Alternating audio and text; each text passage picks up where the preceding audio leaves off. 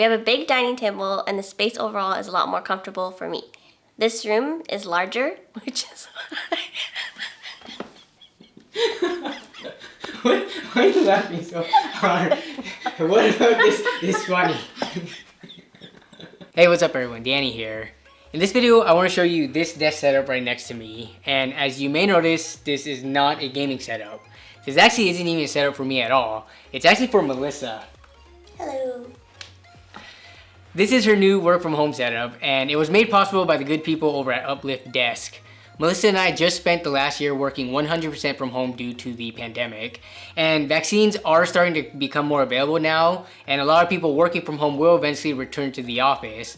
But with that said, a lot of companies are opening up to the idea of allowing employees to work from home after seeing how successful it is after this last year, at least part-time anyway. Now, I have my office that I do all my YouTube stuff out of, and initially during the first part of the pandemic, Melissa and I were both working in there. But we soon found out though that it wouldn't work out long term because we have a lot of meetings at the same time throughout the day that overlapped, and we were way too distracting for one another.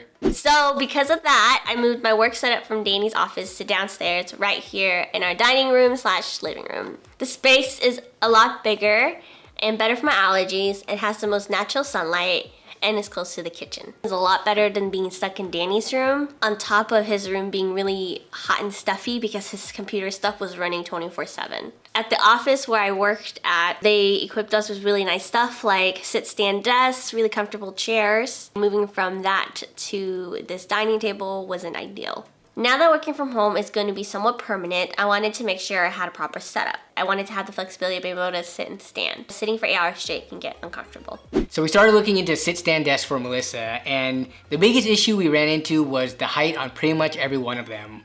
Most of what we found were made for average height to taller people, and even the ones that tried to cater to shorter people weren't short enough, because Melissa is 4'9". Yes, you heard me right, she is 4'9", which is very short. I'm not a tall person myself, I'm only 5'6", but this is what she looks like standing next to me for reference. I've got a full head over her. If you're a shorter person, then you're pretty much out of luck, except if you go with Uplift Desk, because they have an option for one of the lowest heights that we saw. So I reached out to them pitching this video idea, and that's where we're at now.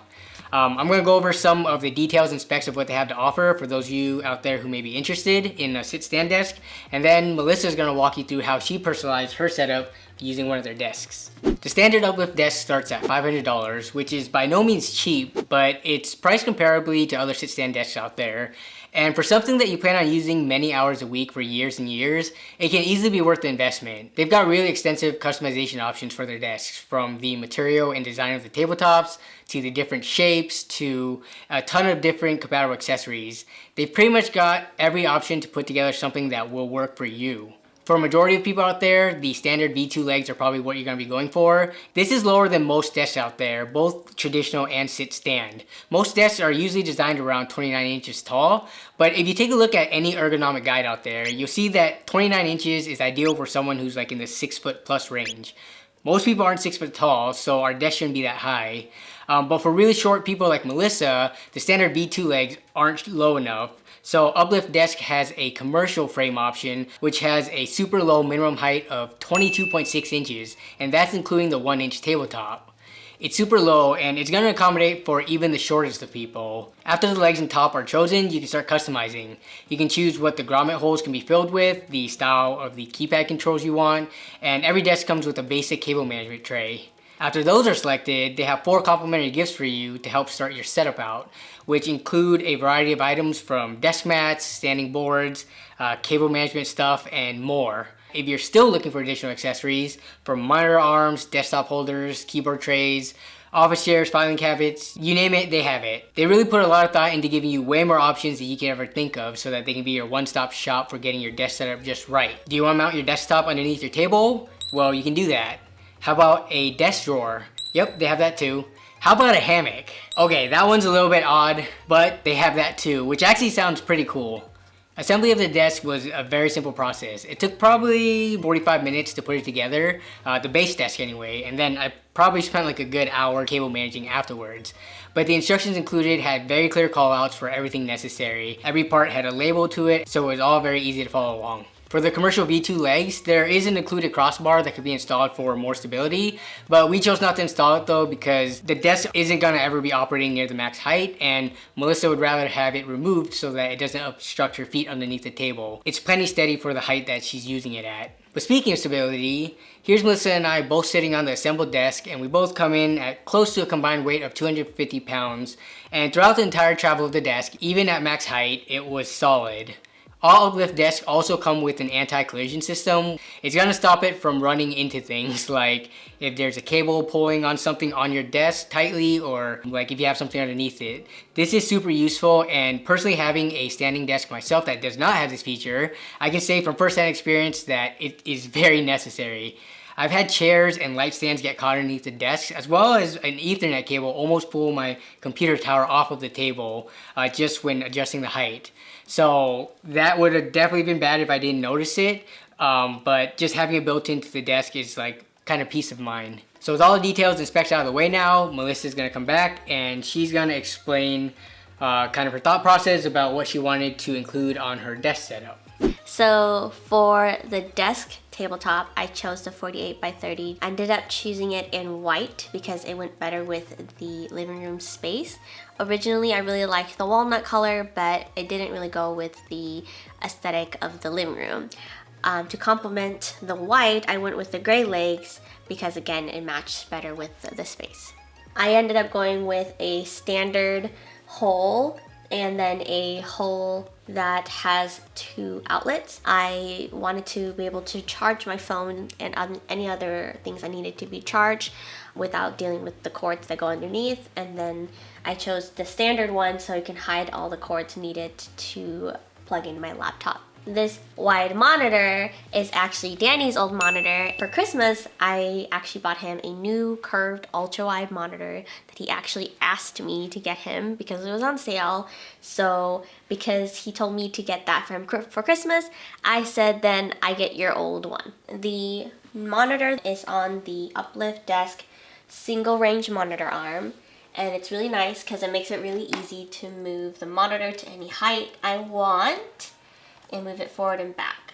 Also, I really wanted the monitor arm because you can see all this extra space that I have. The desk mat that I'm using is actually one I had already from Etsy and was the one I was using prior to getting the Uplift Desk. I really liked it because of the design and I really like the color. But something to note is that you actually don't have to get your own desk mat. Uplift provides you one complimentary when you order their desk, and it's really nice too. So something to think about before you go and purchase your own desk mat. My wireless keyboard and mouse are both from Amazon, and I got it because they only require one little dongle that I have here on my laptop. It is rechargeable, so I don't have to worry about batteries, and then I can also use them while it is being plugged in. So when it dies, it'll plug in. And also the charge lasts a really long time, which is why I purchased it. And not having to deal with the cords makes it a lot more clean. The compact size is also something I really liked, and also for my job it is kind of necessary to have a numpad. And then there's this hippo. It is a pen holder and it's just cute. That's it. My work laptop is actually a 2-in-1 tablet, and I typically use it in tablet mode, as you can see here where it's folded in half.